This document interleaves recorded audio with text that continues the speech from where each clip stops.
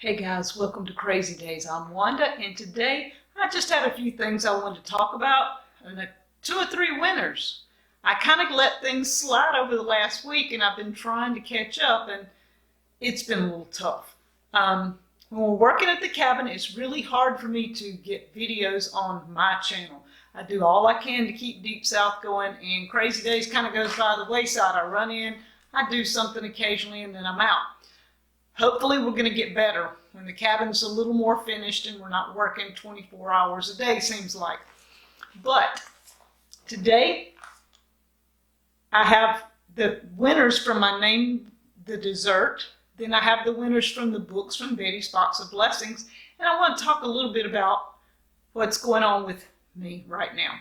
So first off, let's name the dessert.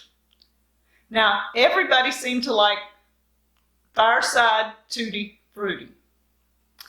I'm like, okay, I'll go with that. Because I thought compote was a cute way to say something, and I found out I was saying it wrong.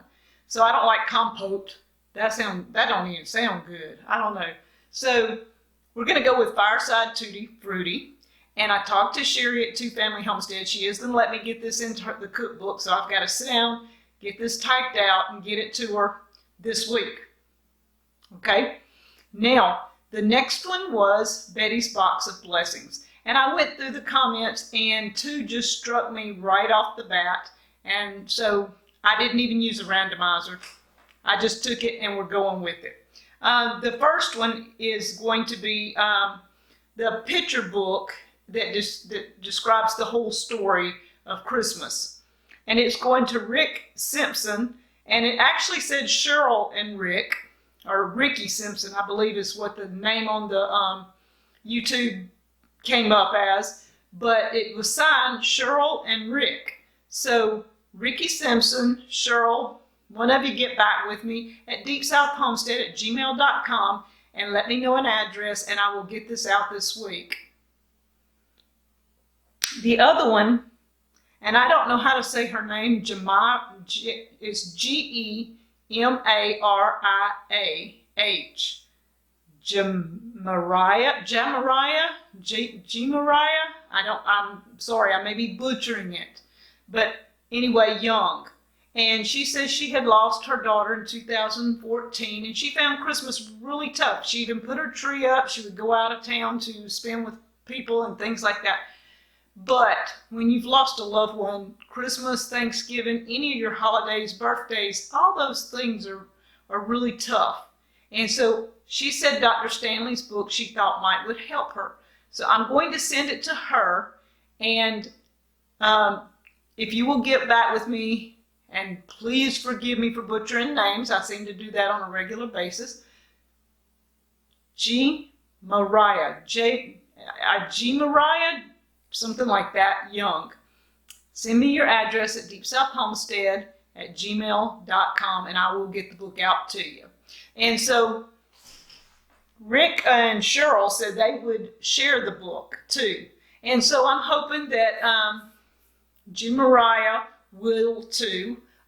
If it helps her, I hope she will talk to others about it and share what she's found out through this book with others. A little bit about me now.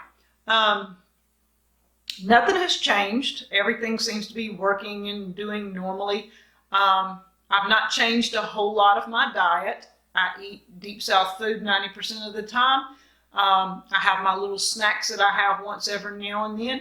I still have a cup of coffee every morning. I've cut out any excess coffee.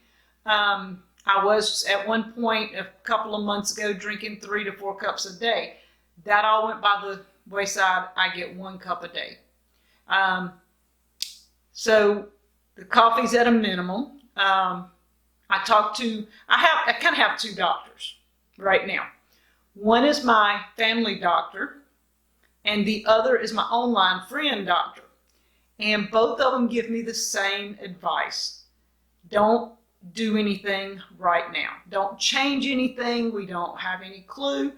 Just if you're eating healthy and you seem to be functioning normal, leave it alone. I do have a biopsy that probably, I don't know if I'll have it done before Christmas, but I've got to call and schedule that. But if not before Christmas, sometime after Christmas. It seems that my thyroid is functioning normally when they take the test. So that leaves me to whether the goiter is cancer or not. The consensus is, if it is, and it seems to be something that needs to be taken out to help me, if I'm having problems with it affecting my throat, it would have to be taken out. If it's not bothering me, it could be possibly left in according to whatever is going on with it. If it is not cancer, they will leave it alone, watch it, and if it bothers me, they would take it out. I'm reading books. Guys, I'm studying on everything I can find to study. Anything I can see on the thyroid. And so I'm not going into this blindly. I know all my family's had it, and I've talked to my mom. I've found out that no one in our family has had thyroid cancer. So that made me feel 100% better right there. I know I could be the first. I get that. But knowing that my family history is mainly just thyroid issues, not cancer. So I was a little pleased with that. Most of them have lived with it. They know how to deal. And my mom even told me a kind of a funny story from my aunt. She suffered from it for many, many years, most of her adult life. And they put her on meds, adjusted meds. She's even had went through a surgery or two. She had went through the radiation type pills or whatever they give. She didn't pass from thyroid cancer though. So that was a good thing. I thought that was okay. But my aunt, when she was in her late 20s, early 30s, was having so much issues with her mood swings and things going, and they discovered then it was her thyroid. And they told her, the doctor told her, says, when you feel you're getting angry or you're getting upset about something, get up, go outside and walk around. Well, she worked in a factory. She made lingerie. And back then that was a big deal here in the South, was making underwear and nighties for women out of silk and satin type materials. And she was good at what she did. And she went into her boss and she told him, she said, look, my doctor told me if I start getting angry or upset about something that I need to get up, walk it off and come back, that my mood will change with the walk. And he says, well, I'll probably join you. Because he knew he was getting stressed out and angry and being over a whole bunch of people. And so things like that help me.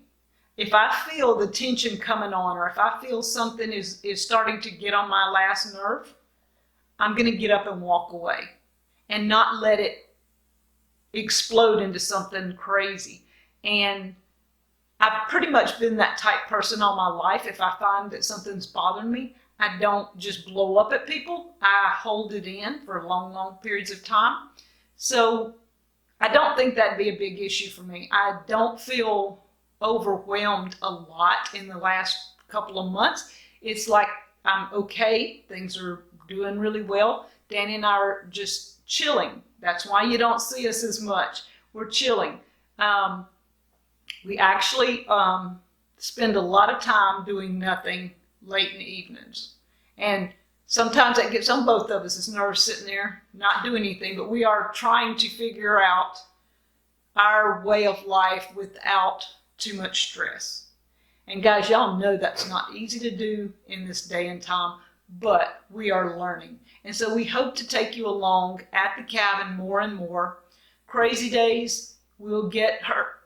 I'll get it going, especially when it gets spring. I like showing y'all all kinds of stuff in the spring. Right now, it's leaves. I'm talking leaves. Everywhere leaves. We had the most beautiful leaf turn this year. We've never had that in a long, long time. And now it's brown leaves. Everywhere, brown leaves. So guys, I wanted to just jump on for a few minutes, tell you a little story about my aunt, kind of tell you what's going on, And as soon as I know something from a biopsy in the next month, I will let you know. Keep up the prayers. I know it's okay. I know it's good. I'm good with it. So guys, if you're one of Sweetheart or Rick and Sheryl Simpson or Gemariah Young, send me an email at deepsouthhomestead@gmail.com, and we'll talk to you guys later. I've got to get busy. We have a live stream later, and I need to be getting that ready. Talk to you later from Crazy Days.